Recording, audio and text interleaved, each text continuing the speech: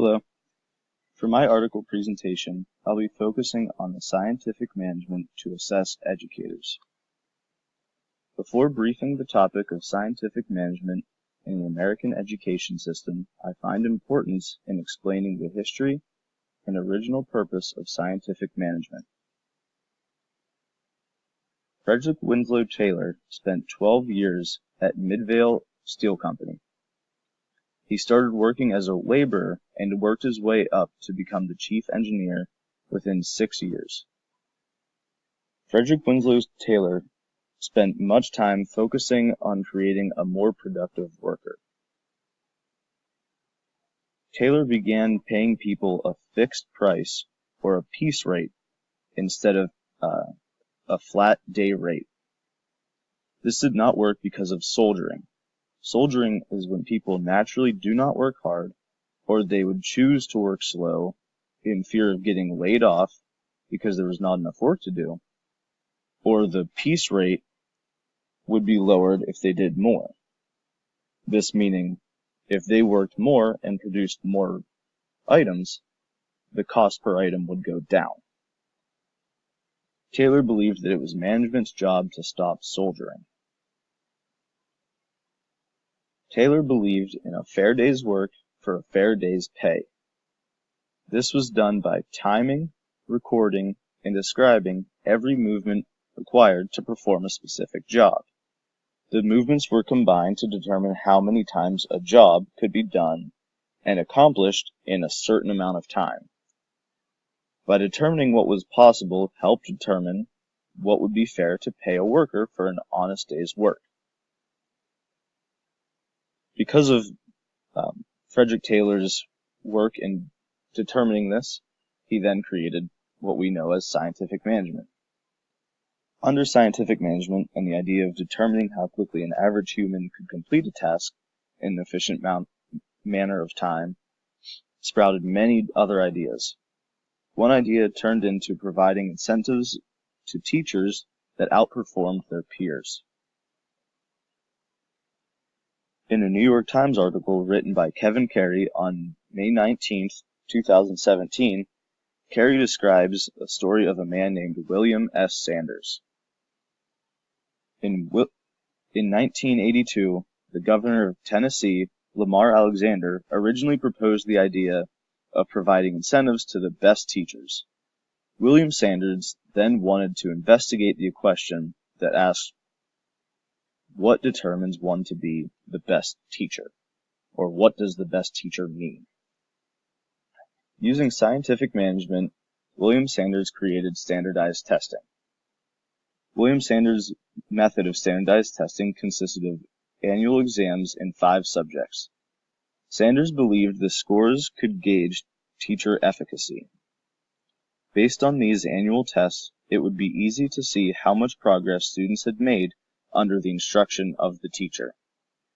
Sanders did have the foresight to realize the current scores could not just be compared to the previous year's scores.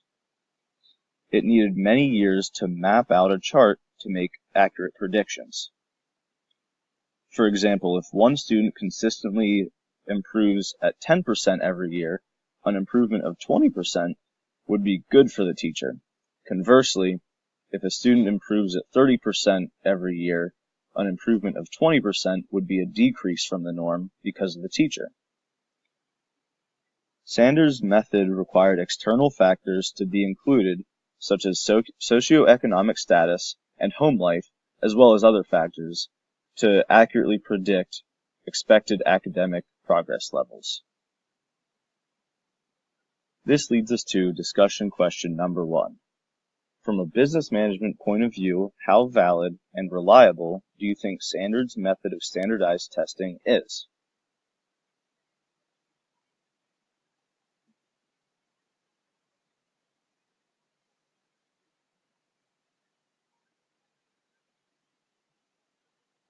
Now we'll talk about conflicting views of scientific management and assessing teachers. In education, many people know this as merit-based pay for obvious reasons. Under the current system, teachers are paid based on their credentials or levels of education, as well as the number of years of experience in teaching.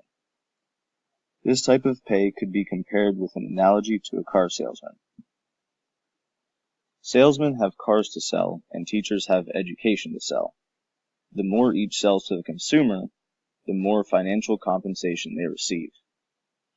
The issue with accountability for teachers is that it is extremely difficult to fairly measure a teacher because of the wide variety of factors from one class to another. A study conducted sought out to determine the validity of a teacher evaluation system in Virginia. This study was conducted in 2016 by Zhu, Grant, and Ward. Virginia has 7 standards that are measured during teacher evaluations. In order, the standards are professional knowledge, instructional planning, instructional delivery, assessment of and for student learning, learning environment, professionalism, and student academic progress. As teachers are evaluated in Virginia, the first 6 standards are on each teacher's methods of teaching, knowledge, and professionalism. The 7th standard in Virginia is student academic progress, the outcome people want to see from teachers. As Zhu, Grant, and Ward discovered in their study, the analysis indicated that process standard ratings for standards 2, which is planning, 4, which is assessment, and 6, which is professionalism, were the only significant predictors of student academic process rating, which is standard 7.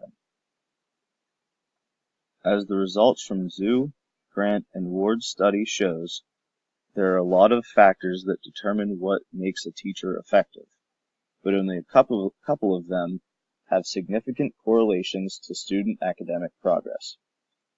I personally believe there have not been enough studies completed to accurately determine the perfect formula for what must perfectly correlate to student academic progress.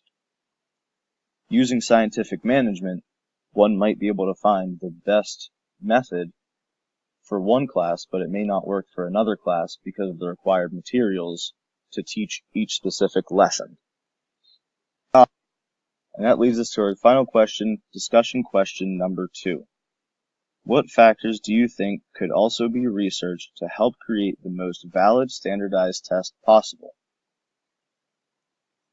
Try to think of the 7 factors that Zhu, Grant, and Ward thought of in their research, and think of anything else that a teacher might use in their classroom that they could be evaluated on.